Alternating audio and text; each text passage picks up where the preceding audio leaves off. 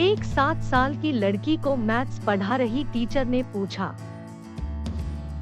अगर मैं तुम्हें एक सेब दूं, फिर एक और सेब दूं और फिर एक और सेब दूं, तो तुम्हारे पास कितने सेब हो जाएंगे?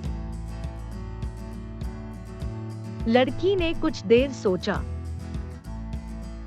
और अपनी उंगली पर जोड़ने लगी। 4। टीचर थोड़ा निराश हो गई। उसे लगा कि ये तो कोई भी बता सकता था। शायद बच्चे ने ठीक से सुना नहीं। टीचर ने मन ही मन सोचा। उसने पुनः प्रश्न दोहराया, ध्यान से सुनो, अगर मैं तुम्हें एक सेब दूं, फिर एक और सेब दूं और फिर एक और सेब दूं, तो तुम्हारे पास कितने सेब हो जाएंगे? लड़की टीचर का चेहरा देखकर समझ चुकी थी कि वो खुश नहीं है। वह पुनः अपनी उंगलियों पर जोड़ने लगी और सोचने लगी कि ऐसा क्या उत्तर बताऊं जिससे टीचर खुश हो जाए। अब उसके दिमाग में ये नहीं था कि उत्तर सही हो, बल्कि ये था कि टीचर खुश हो जाए। पर बहुत सोचने के बाद भी उसने संकोच करते हुए कहा,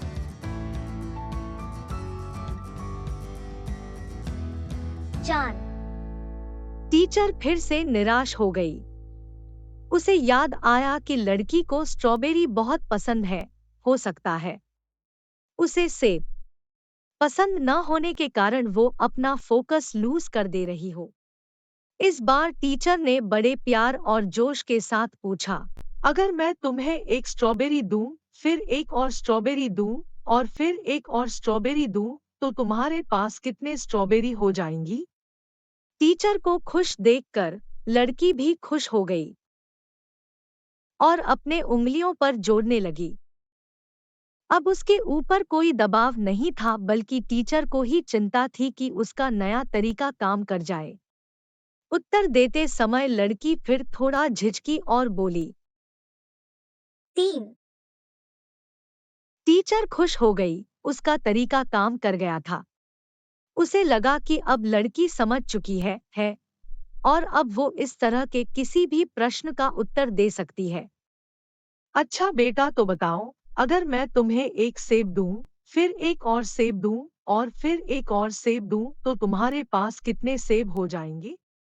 पिछला जवाब सही होने से लड़की का आत्मविश्वास बढ़ चुका था। उसने बिना समय गंवाए उत्तर दिया, 4। टीचर क्रोधित हो उठा। तुम्हारे पास दिमाग नहीं है क्या? जरा मुझे भी समझाओ कि 4 सेब कैसे हो जाएंगे? लड़की डर गई और टूटते हुए शब्दों में बोली, क्योंकि मेरे बैग में पहले से ही एक सेब है।